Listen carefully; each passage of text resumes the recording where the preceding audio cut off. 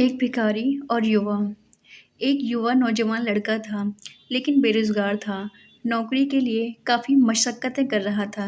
तभी उसे किसी कंपनी की तरफ से कॉल लेटर आता है कि कल उसका इंटरव्यू है और उसको आना है।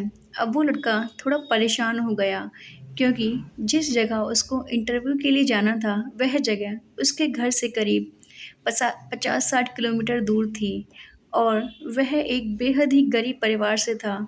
इसलिए उसके पास जाने के लिए भी पैसे नहीं थे, लेकिन उसको जाना तो था ही, क्योंकि नौकरी उसके लिए बहुत ज़रूरी थी। जैसे-तैसे उसने 50 रुपयों का बंदोबस्त किया और घर से निकल पड़ा और वह चौराहे तक पहुँच गया। बेहद निराश हुआ, क्योंकि टिकट के पैसे उसके पास नहीं थे, जितने होने चाहिए थे। तभी उसको पास में एक मंदिर दिखाई देता है और वह उस दिशा में चला जाता है। तभी वहाँ उसकी नज़र एक भिखारी पर पड़ती है, लेकिन वह उसको नज़रअंदाज कर देता है। मगर भिखारी उसको परेशान देखकर पूछ ही लेता है कि आपको शायद कोई परेशानी है? मैं आपकी क्या मदद कर सकता हूँ? लेकिन वह उसको कुछ नहीं बताता। सोचता है कि ये तो खुद भिखारी है, माँग कर खा रहा है, ये मेरी क्या मदद कर पाएगा?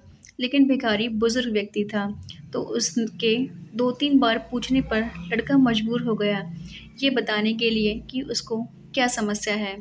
तो भिखारी ने उसको बोला, तुम ये 500 रुपये ले लो और जाओ अपना इंटरव्यू दो।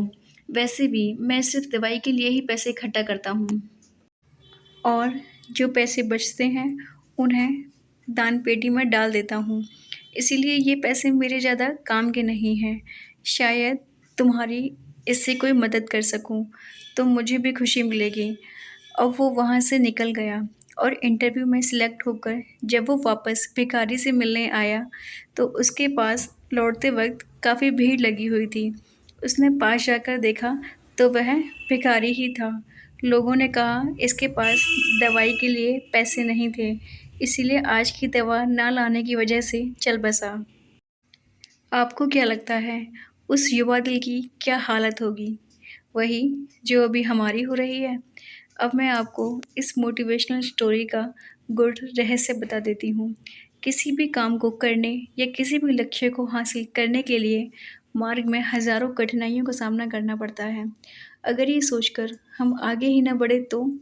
और हो सकता है रास्ते में कोई हो जो हमारी मदद के लिए बैठा हो। ईश्वर तो किसी भी रूप में आ सकते हैं ना? इस मोटिवेशनल स्टोरी का सार यही है कि आगे बढ़ते रहो, लेकिन रुको मत। अगर आप रुक गए तो फिर संभावनाओं का अंत हो जाएगा। जब संभावना नहीं होती है, तो आप ही बताइए कि आप क्या होगा?